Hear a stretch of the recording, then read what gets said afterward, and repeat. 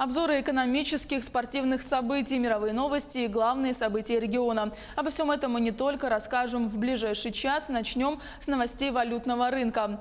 Курс рубля к иностранной валюте, установленный Центробанком, составил за доллар 63,91, за евро 70,47. Американскую валюту, по данным сайта Банки.ру, покупка выгоднее всего в Якутске в Россельхозбанке 63,70. Лучший курс продажи установлен все в том же банке 64,15. Выгодный курс продажи и покупки евро в Якутске, Восточном банке 70,35 и 70,80 соответственно, передает сайт Банки.ру. За нарушение правил реализации нацпроектов может быть установлена повышенная ответственность вплоть до уголовной. Об этом заявил премьер-министр Дмитрий Медведев. С марта текущего года Генеральная прокуратура проводит проверки, уделяя особое внимание контролю за расходованием бюджетных средств, за соблюдением условий их получения и соблюдением сроков доведения до адресатов. По словам главы Кабинета министров, сразу по 3 национальным проектам есть риски не достигнуть показателей 2019 года. Причиной этого были как объективные обстоятельства, связанные с началом работы, так и субъективные, в том числе нескоординированность и плохая организация работы. К 2024 году долю бедного населения планируют снизить почти в 2 раза, с 19% до 10%, а уровень общей безработицы с 7 до 6%. Намерены реализовать ряд крупных инвестиционных проектов. Это социально важные объекты. К примеру, Ленский мост или республиканский онкологический диспансер, а также школы и места оздоровления детей. Подробнее об инвестпроектах и как они повлияют на качество нашей жизни, расскажет Саргалана Захарова. Саргалана, приветствую, тебе слово.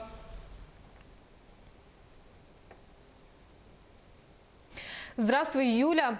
Еще в прошлом году глава республики озвучил инвестпослание на 2019 год. Оно включало в себя как задачи по созданию привлекательного климата для инвесторов, так и расширению вложений в несырьевые секторы. Это создание совершенно новой экономики в республике, которая должна обеспечить Якутии лидерство по темпам развития и качеству жизни людей.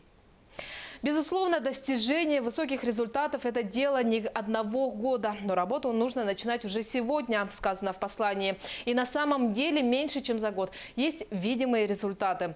Размер инвестиций уже существенно возрос. Так, если в 2018 году он составлял 403 миллиарда рублей, то на сегодняшний день этот показатель достиг 421,5 миллиарда. Львиная доля инвестиций по традиции приходится на добывающую отрасль. Это уголь, алмазы и золото. Больше всего 49% на нефть и газ. В свою очередь, развитие этой отрасли дает не только поступление в бюджет региона. Это рабочие места, строительство социальных объектов, проведение социально значимых мероприятий. Один из наиболее крупных инвестпроектов, который реализован в этом году, это запуск горнодобывающего комплекса по производству серебра на базе месторождений «Вертикальное» в Кобяйском улусе. Так, в год планируют производить по 75 тонн драгоценного металла. Другое значимое событие – открытие регулярного движения поездов со станции Нижний Бестях. Пассажирооборот составляет 1000 человек. Также началось строительство высокотехнологичной судоверфи в поселке Жатай. Стартовала вторая очередь тепличного комплекса «Саюри» в пригороде Якутска. К слову, проект с японскими инвесторами сегодня позволяет обеспечивать круглый год свежими овощами детские сады, школы и медицинские учреждения. В следующем году планируют продолжить строительство и завершить 3-ю очередь. «Саюри» входит в число резидентов территории опережающего развития Кангаласы. Этот статус дает ряд привилегий для бизнеса. Собственно, создается тот самый привлекательный инвестиционный климат. Есть проекты, уже, которые готовятся для включения в виде новых резидентов территории опережающего развития. Это и проекты, которые сконцентрированы в транспортно-логистическом узле поселка Нижний Бестях. Есть проекты, связанные с переработкой и производством сжиженного природного газа. Да? Они действительно нуждаются в поддержке.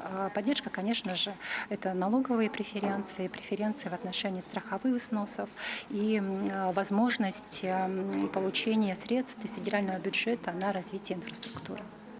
На каждый вложенный государством 1 рубль приходится 15 рублей частных инвестиций. А это поступление в бюджет республики и направление их на реализацию социально значимых программ. Говоря о торах, на сегодня заключены соглашения с 31 резидентом на общую сумму больше 138 миллиардов рублей. В компаниях работают больше 5500 человек, а в планах хотят довести количество рабочих мест до 8000. Расширение количества торов и резидентов позволит увеличить эти показатели в разы. Инвестпослание включает в себя ряд четких задач, которые поставил Айсен Николаев перед правительством республики. В основном это сокращение административных барьеров для бизнеса. Так, чтобы получить разрешение на строительство, в прошлом году было необходимо больше 100 дней. Сегодня на это потребуется всего 84 дня. Срок регистрации предприятия тоже сократили до 10 дней. В целом, все это создает условия для продвижения бизнеса в Якутии, а значит и привлекает инвестиции.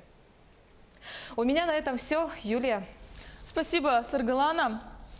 Эксперимент по введению специального налогового режима для самозанятых был признан успешным, и уже со следующего года его могут ввести на территории всей страны. Обзор экономических событий подготовил мой коллега Иван Лазаренко. Иван, уже известно, почему принято именно такое решение?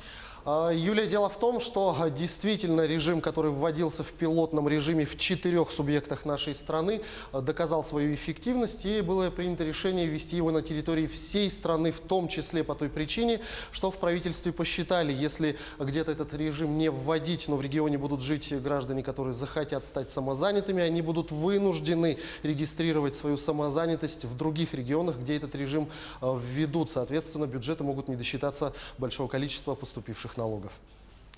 Это новости экономики на Якутия-24. В студии Иван Лазаренко. Специальный налоговый режим для самозанятых будет распространен на всю страну. С таким предложением согласился глава государства. Как отметил на совещании в Кремле первый вице-премьер, министр финансов Антон Силуанов, эксперимент подтвердил заинтересованность предпринимателей в новом налоговом режиме. И можно его считать удачным. Зарегистрировано свыше 260 тысяч самозанятых. В первую очередь это перевозка пассажиров, затем строительство, сдача в аренду имущества и репетиторство. Тем предпринимателям, которые сегодня еще работают в тени, не хотят платить налоги, не хотят регистрироваться, мы дали возможность работать легально, брать кредиты в банках, получать меры господдержки, отметил Силуанов. Тем временем номинальная начисленная среднемесячная заработная плата на одного работника в 2020 году увеличится до 48 942 рублей. В 2021 году она составит 51 904 рубля, в 2022 году 55 295 рублей. Соответствующий законопроект о бюджете Фонда социального страхования на следующие 3 года Комитет Госдумы по бюджету и налогам рекомендовал Палате принять во втором чтении. Ну а женщины с маленькими детьми на руках смогут со следующего года бесплатно повысить свою квалификацию или получить новые профессии. Как отметил глава Минтруда Максим Топилин, изначально предполагалось, что на учебу будут направляться женщины, находящиеся в отпуске по уходу за детьми до 3 лет. Но потом было принято решение расширить список участников программы и дать возможность получить профессию или повысить квалификацию женщинам, которые не состоят в трудовых отношениях и имеют детей дошкольного возраста. Такие мамы в период обучения, который может составлять до полугода, будут получать стипендию в размере минимального размера оплаты труда, увеличенную на районный коэффициент. Предполагается, что с 2020 по 2024 год обучение пройдут 230 тысяч женщин. Новая разработка в виде браслета, способного отслеживать давление, пульс и другие показатели, указывающие на критическую усталость у водителей пассажирского транспорта, создана в России. Об этом сообщил глава Ространснадзора Виктор Басаргин. Например, если водитель пассажирского транспортного средства вдруг стал моргать, закрывать глаза, либо у него есть проблемы с давлением, информация сразу поступает в систему управления транспортными средствами и принимается решение, рассказал он. Кроме того, глава Ространснадзора рассказал, что в ближайшее время в России в автомобиле могут внедрить чипы, блокирующие машину, если водитель находится в состоянии алкогольного опьянения или у автомобиля есть техническая неисправность. Ну а Почта России вводит новые нормативы скорости доставки посылок на 7800 направлениях. Изменения вступят в силу 15 ноября. С этого дня для большинства россиян время пребывания посылки в пути будет ограничено 48 часами. Точные контрольные сроки зависят от направления и варьируются от 2 до 8 суток. Время доставки из городов-миллионников в населенные пункты с населением более 100 тысяч человек и обратно сократится до 2-3 дней. В некоторые города с населением более полумиллиона посылки будут приходить через 1 день. Причиной стали крупные денежные вложения в инфраструктуру, пересмотр схемы маршрутов, а также сокращение сроков сортировки почтовых отправлений. Всего же программа развития Почты России до 2023 года предполагает инвестиции в размере 133 миллиардов рублей. Большая их часть придется на информационные технологии. Наличные остаются самым распространенным способом оплаты в России. Ими регулярно пользуются 89% населения. И только 2% полностью отказались от наличных. Чаще всего россияне носят при себе от 500 до 1000 рублей наличными. На втором месте по частоте использования после наличных оказались дебетовые банковские карты, включая зарплатные и пенсионные. Ими пользуются 58% покупателей. 15% граждан расплачиваются кредитными картами. Столько же используют различные бонусные программы в кафе и магазинах. На бесконтактные платежи мобильным телефоном перешли 13% жителей России, а 11% используют перевод денег продавцу по номеру телефона. 6% пользуются электронными кошельками. Среди причин редкого обращения к оплате картой на первый план выходят опасения мошенничества. Кроме того, безналичная форма оплаты еще не вошла в привычку, полагают эксперты. Людям труднее контролировать свои расходы, так как теряется ощущение объема потраченных денег.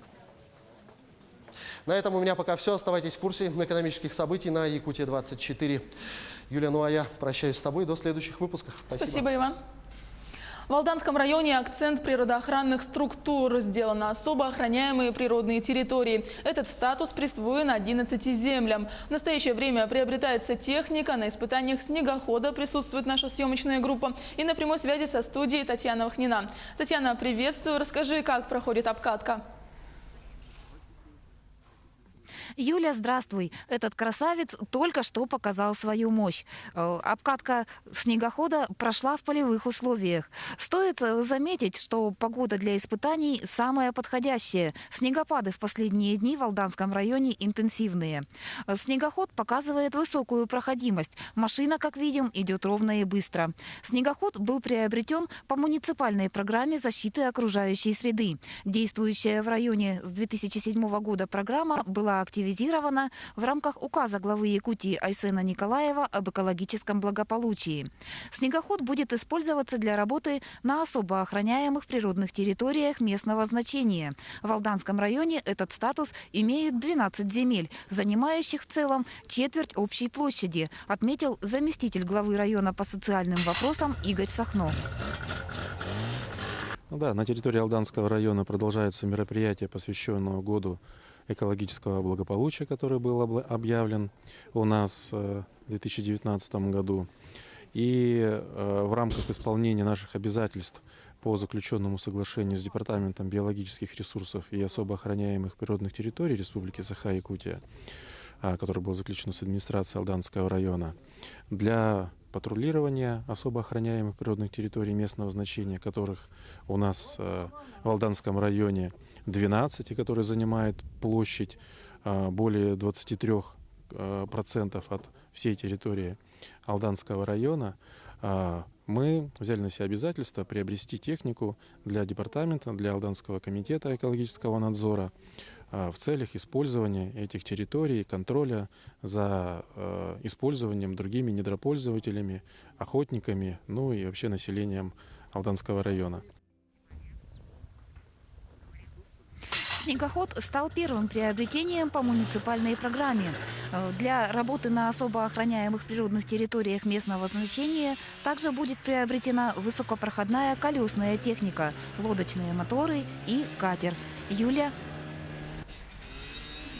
Спасибо, Татьяна. Я напомню, на прямой связи из Алданского района была моя коллега Татьяна Вахнина.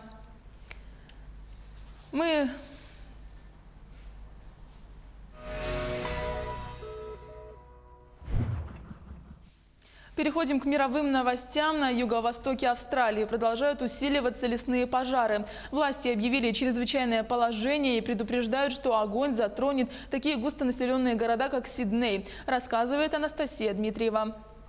1914 to 1919. Орден деда за заслуги в Первой мировой войне и еще несколько семейных реликвий внутри сейфа. Это все, что нашел австралиец Крис Саддл на месте своего жилища. Пожары, которые охватили юго-восток страны, уничтожили уже более 150 домов. Жертвами огня в штатах Новый Южный Уэльс и Квинсленд стали 3 человека. Чиновники ожидают, что пожары достигнут пика во вторник. Он объявлен в самом густонаселенном городе страны Сиднее днем катастрофической пожароопасности. Этот уровень тревоги введен в городе впервые с 2009 года, когда данная шкала была принята. По прогнозам синоптиков, температура воздуха повысится до 37 градусов по Цельсию, а ветер усилится. Сидней, где проживает более 5 миллионов человек, окружен кольцом сухих лесов. Власти объявили чрезвычайное положение на обширной полосе восточного побережья в понедельник, призывая жителей эвакуироваться из зоны риска. Военные готовы вывозить людей на вертолетах, 500 школ закрыты. Лесные пожары нередки в Австралии в жаркие месяцы, но нынешний разгул стихии задолго до летнего пика застал многих врасплох. Ну а в Индии, напротив, идет снегопад, из-за чего жители 4-е сутки не видят света из-за сильнейших снегопадов. Подробности у Анастасии Дмитриевой. Смог окутал столицу Индии в понедельник. После выходных, когда над Нью-Дели наконец сквозь дымку показалось небо, с началом рабочей недели экологическая ситуация в столичном регионе снова резко ухудшилась. Индекс качества воздуха в дипломатическом районе Чанакьяпури показал уровень 497 пунктов при норме в 5 раз ниже. Концентрация мелкодиспенсерных частиц в воздухе в 12 раз превышает безопасный уровень. Центр науки и окружающей среды Индии видит причину в повышении температуры и снижении скорости ветра до 1–2 метров в секунду. Жители города с населением более 20 миллионов человек опасаются за свое здоровье. Правительство мегаполиса ограничило передвижение на частных автомобилях. До 15 ноября власти ввели систему нечетно-четного контроля, согласно которому они разрешают водителям выезжать на своих машинах только через день, в зависимости от того, заканчивается ли их номерной знак нечетным или четным числом. Сложная дорожная ситуация и в индийском Кашмире. Правда, из-за другого природного катаклизма. Обильные снегопады в течение последних 4 дней привели к перекрытию дорог. Почти весь штат на выходные остался без электричества. Местные СМИ сообщили, что в понедельник в больницах власти восстановили электроснабжение. Региональное правительство обещает возобновить подачу света во все дома к концу дня. В столице Латвии прошло факельное шествие, приуроченное ко дню Лачплесиса. Сообщается, что в шествии приняли участие около 1500 человек. Люди, среди которых было много молодежи и детей, пели солдатские песни. День Лачплесиса празднуют 11 ноября. В этот день в 1919 году вооруженные силы Латвии одержали победу над войсками Западной добровольческой армии. В этот день по всей территории страны проходят праздничные мероприятия, концерты и выставки. Это не первое факельное шествие, где я участвую. 100 лет назад мы приняли участие в битве, которую мы сейчас прославляем. Эти бойцы сражались за нашу землю, за Латвию. Они были герои. Они символ. Вот поэтому мы участвуем в этом шествии в этом году в первый раз. Зоопарк Праги в понедельник показал журналистам редкого пингвиненка, родившегося в неволе менее месяца назад. Птенца взвесили и взяли анализы на идентификацию пола. Подробности в следующем сюжете. Этот пингвиненок принадлежит к исчезающему виду Гумбольдта, и он появился на свет в зоопарке Праги. Птенец родился в неволе 18 октября, а в понедельник его впервые показали публике. Журналистам разрешили присутствовать при взвешивании и медицинском обследовании. Малыш весит пока только 400 грамм. А вот кто это самка или самец, станет известно позднее. Ветеринары по всему миру сталкиваются с трудностями в распознавании пола новорожденных. Но местные специалисты нашли подход. Они берут у птиц анализы. Их пол мы узнаем только по ДНК с помощью исследования состава крови. После необходимых процедур малыша благополучно вернули родителям в пещеру пингвинов. Когда птица вырастет, у нее на животе появится уникальный рисунок. Благодаря ему персонал сможет распознавать особь. Взрослые пингвины Гумбольдта или перуанские достигают 70 сантиметров в высоту, весят около 4 килограммов и в дикой природе встречаются на побережье Южной Америки. В мире насчитывается около 20 тысяч особей, но их численность стремительно сокращается. Пражский зоопарк является одним из немногих в Европе, где выхаживают этот вид в неволе. Это были мировые новости.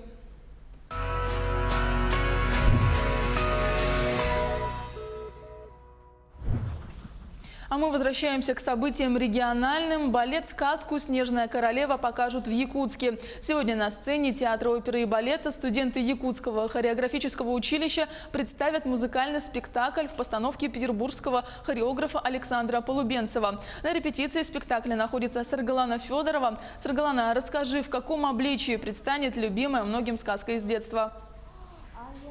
Приветствую, Юлия. А на сцене юные артисты репетируют танец птичек. Эти птички будут помогать девочке Герде найти Кая. Сюжет сказки всем, наверное, знаком. Эта история повествует о девочке Герде, коварных проделках снежной королевы и тролля злого.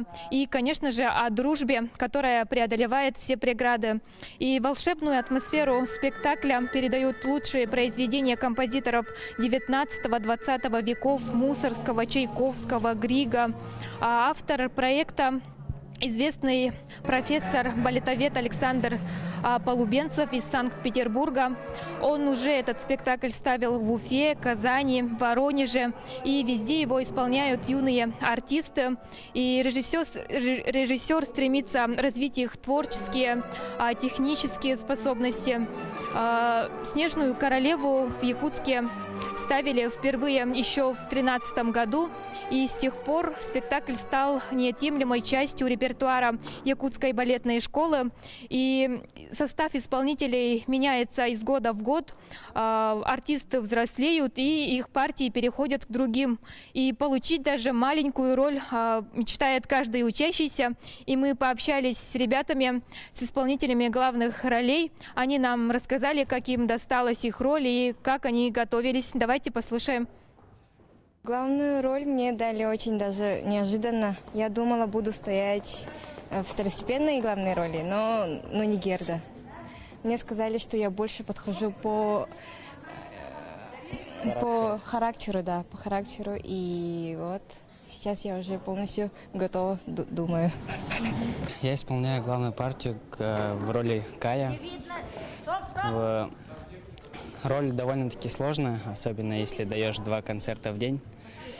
И вот с утра репетиция, в обед у нас первый спектакль, и вечером второй спектакль. Партия Кая, она сложная, эмоционально нужно меняться быстро. Сначала ты веселый, потом ты злой, а в конце ты замороженный, без никаких эмоций. И в самом финале тебе нужно будет разморозиться и показать, чтобы зрителей чуть-чуть пробило на слезу. Вот такая вот и эмоциональная роль досталась мне. Постановщик Александр Полубенцев в конце 90-х годов был художественным руководителем этого театра, и он до сих пор тесно сотрудничает с Якутией, в частности, Якутской балетной школой. И сейчас рядом со мной директор школы Дарья Дмитриева. Дарья, здравствуйте. Расскажите, пожалуйста, мы знаем, что этот спектакль ставили во многих городах России, и, может, в чем-то особенность именно якутской постановки «Снежной королевы»? Каждый спектакль отличается от другого, потому что, в первую очередь, это состав исполнителей меняется. Но я думаю, что особенностью якутской «Снежной королевы» можно сказать, что наша школа является самой северной балетной, профессиональной балетной школой в мире.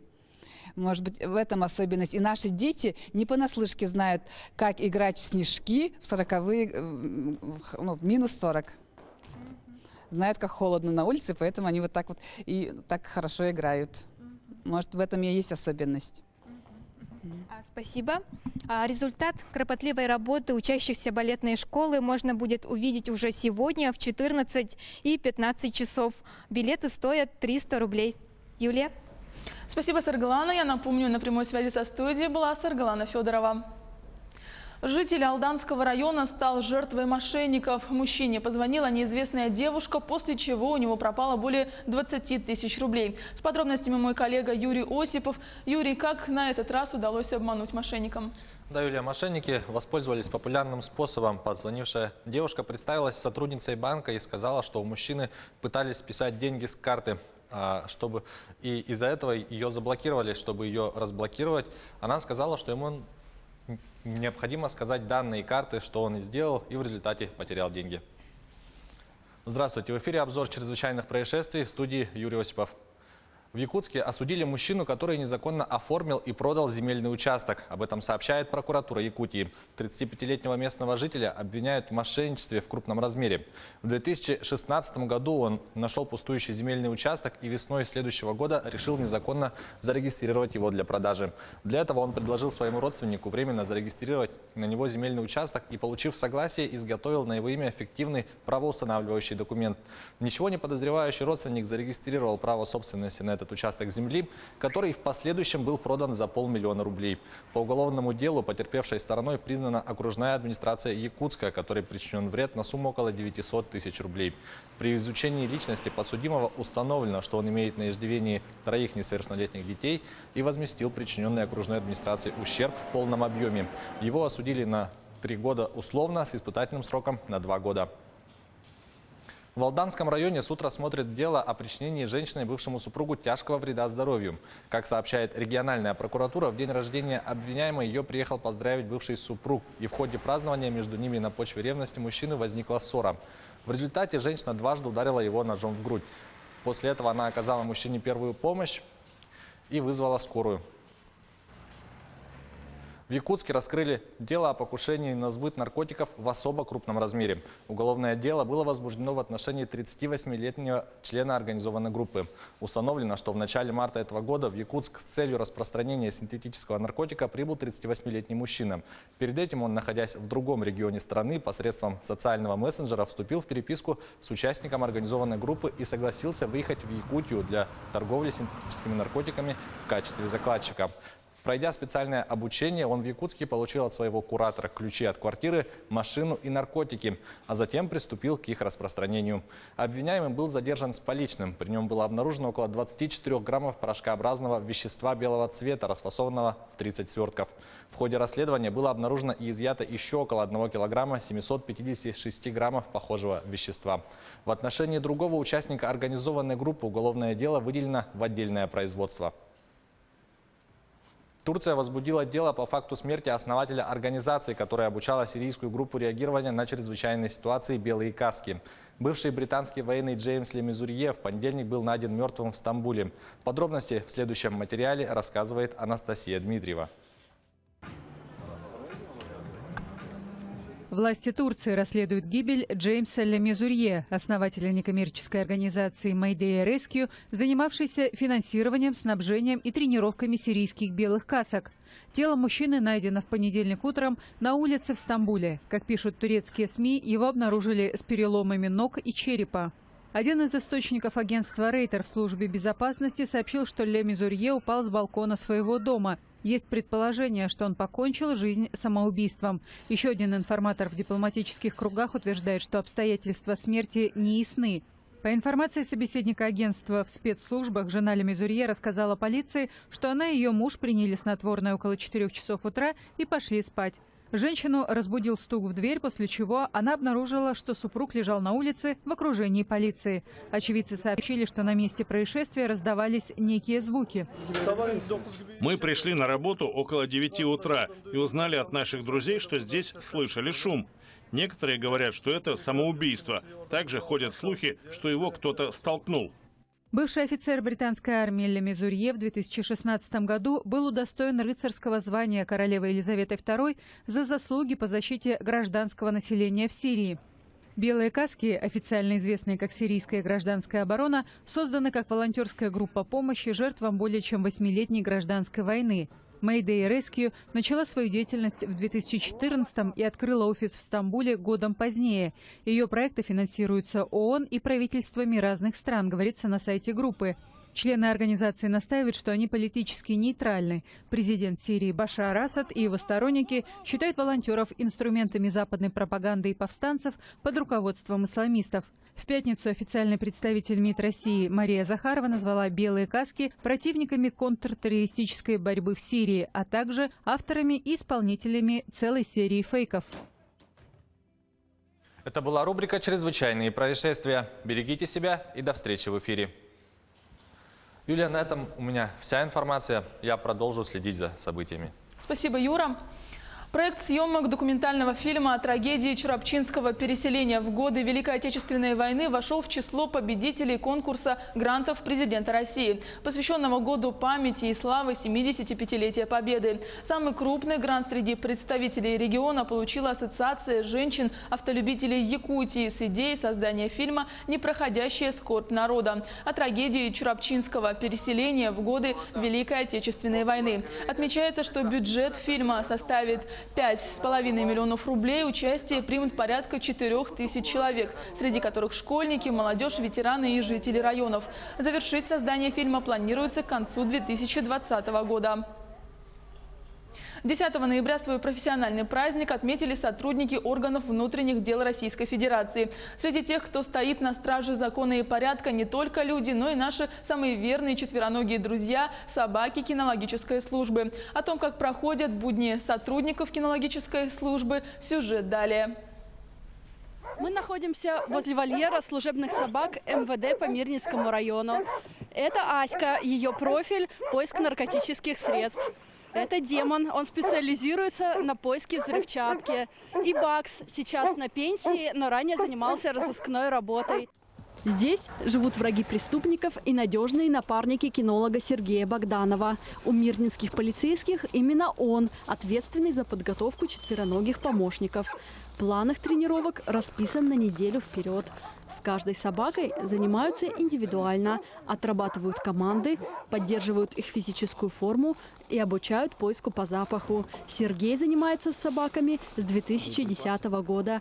Несмотря на то, что собаки официально называются здесь спецсредством, сами кинологи считают их коллегами и самыми надежными напарниками. Кинолог должен быть очень выдержанным. Это самое главное, потому что собаки, они как дети. То есть очень приносят много хлопот, очень тяжело их дрессировать. Каждой собаке нужен подход свой индивидуальный. Вот. Поэтому должна быть сдержанность, нервы должны быть всегда в порядке. Одно из постоянных мест работы служебных собак, например, аэропорт. Вместе с сотрудниками транспортной полиции они ищут запрещенные предметы, такие, какие даже современные технологии не могут обнаружить. Собака не должна бояться ни выстрелов, ни каких-то нестандартных ситуаций. Должна быть социализирована, то есть в обществе она не должна проявлять агрессию к людям. С данной собакой мы выезжали в Северо-Кавказский регион, в Республику Северная Осетия, Алания. Там тоже принимали участие с местными сотрудниками по поиску взрывчатых веществ, оружия, боеприпасов. 10 ноября, в свой профессиональный праздник, полицейские поздравили и своих четвероногих коллег. Говорят, каждый пес получил в награду за службу мясное лакомство. Виктория Бреус, Антон Каханский, телеканал «Алмазный край». Портативный гараж из подручных материалов. Житель Якутска соорудил из обычного картона гаражный бокс для зимнего периода. Сколько денег было потрачено и собирается ли пустить в массы свой проект находчивый якутянин, об этом узнаем у Дмитрия Тымырова. Он на прямой связи со студией. Дима, а ты в прямом эфире, тебе слово. Добрый день, Юлия. Сейчас мы находимся по адресу Бестужева-Марлинского, 9/3. А именно во дворе этого дома находится сам портативный гараж, который соорудил Александр из подручных материалов. Ну, Александр, расскажи, почему вы назвали свой гараж Игнатий? Ну, как любые творения, люди называют человеческими именами. Я хотел назвать его каким-то запоминающимся именем. Хотел, чтобы это было мужское имя. А опускаться до таких простых, как Акаки, Ануфрий, я не стал. Это какое-то школярство. И Игнатий мне показалось, что очень хорошо, очень хлестко, твердо, запоминающееся. Как видите сами, уже у всех на устах. Так что это нормальное название. Ну а давайте сейчас посмотрим, как выглядит гараж изнутри. Сейчас Александр нам продемонстрирует свое сооружение изнутри. Ну, расскажи, почему, ну, из каких материалов и сколько денежных средств вы здесь вложили? Денежных средств сюда было вложено очень немножко, 1350, как я говорил ранее, это только на изовер, который остался у меня вообще от утепления машины. Вообще гараж выполнен из алюминиевых профилей, которые остались после мебельного производства, они были никому не нужны, я их забрал. Дальше было, ну, как бы двухслойный картон, он опять же оставался у меня на работе после монтажа секционных открывающихся ворот, я собрал все это воедино и решил сделать... Ну, просто решил сделать гараж непродувайку для того, чтобы ветром не уносило тепло. Сначала сделал, посмотрел, был небольшой эффект был маленький, и в дальнейшем я решил разместить уже всем известный гараж Наташа. Собственно, подвесил его под потолком. Здесь сделал небольшой деревянный щит для того, чтобы, ну, у меня машина багажником, чтобы багажником этот гараж, собственно, мне не сорвало, не оторвало. И постелил остатки изовера на пол. Для того, чтобы с земли меньше холода, меньше, чтобы тепла уходило в землю. Ну, я смотрю, то, что у вас потолок низкий. Почему вот так? Это специально так технология или как? Ну, вообще, потолок низкий для того, чтобы уменьшить объем отапливаемого помещения. В данном случае помещение неотапливаемое. Ну, чтобы меньше тепла уходило, чтобы меньше был объем, который держал, собственно, как чехол, как кокон, как тент, чтобы меньше холода было внутри. Ну, а экономия, получается, какая-то есть. И вот сколько вы за ночь заводите свой автомобиль? Вообще, по моим наблюдениям, экономия существенная, потому что соседи ставят под гаражом Наташа. Один мой сосед с такими же параметрами, как у меня машина, он ставит просто под Наташей здесь рядом у него. Машина заводится примерно раз в 6 часов. В моем же гараже машина через 14 часов как бы заводится только, либо я сам ее завожу с утра. Вечером поставил, до утра она не заводится. Вот, это, как говорят все, это хорошие показатели. Ну и последний вопрос. Собираетесь ли вы впустить в массы свою идею и запатентовать? Потому что можно же на этом деньги сделать небольшие. Ну, в массы, может быть, это пойдет само собой. Патентовать я это не буду. Если кто хочет, забирайте, патентуйте. Патент вам обойдется намного дороже, чем сам гараж. За него еще платить, скорее всего, этого делать не буду. Вообще такой гараж можно будет делать уже немножко по другим технологиям. Может, сделаю себе, но делать на этом деньги, не знаю. Вот представьте, что все дворы зимой будут забиты, опять же, вот такими вот типа Наташи, но Игнатиями. Постоянно будет борьба за это парковочное место. Я недавно совершенно подумал, что я не хочу быть виновником вот такого вот явления. Так что, наверное, в массы не пойдет. Ну, на этом у нас все.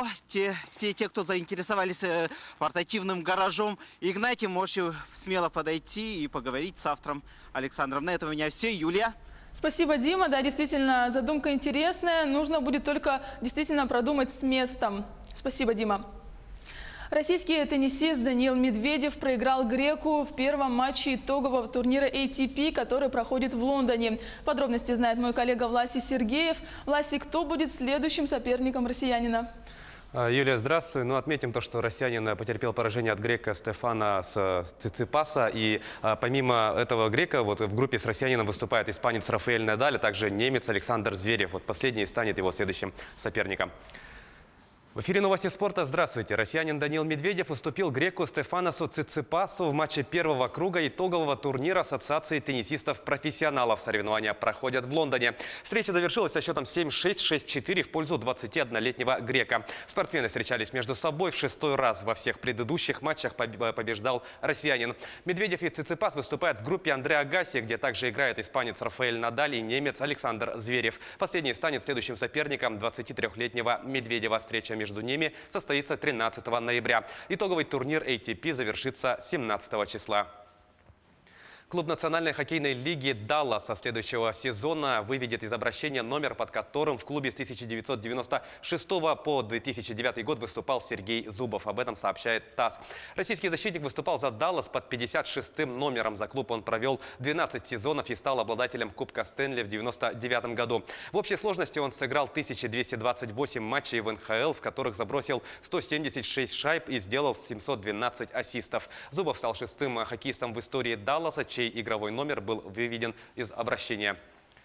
Баскетболисты подмосковных «Химок» обыграли пермскую «Парму в домашнем матче единой лиги ВТБ. Встреча завершилась со счетом 103-100. Самым результативным игроком матча стал разыгрывающий защитник «Пармы» Адас Юшкевичус, набравший 37 очков. В составе подмосковного клуба самым точным был защитник Алексей Швед. На его счету 24 балла. «Химки» продолжают лидировать в турнирной таблице, одержав 7 побед в 7 матчах сезона. «Парма» занимает 12 место, имея в активе 1 победу в 6 встречах. В следующем туре лиги пермский клуб на своей площадке примет казанский «Уникс», а «Химки» также дома встретится с командой «Цмоки Минск».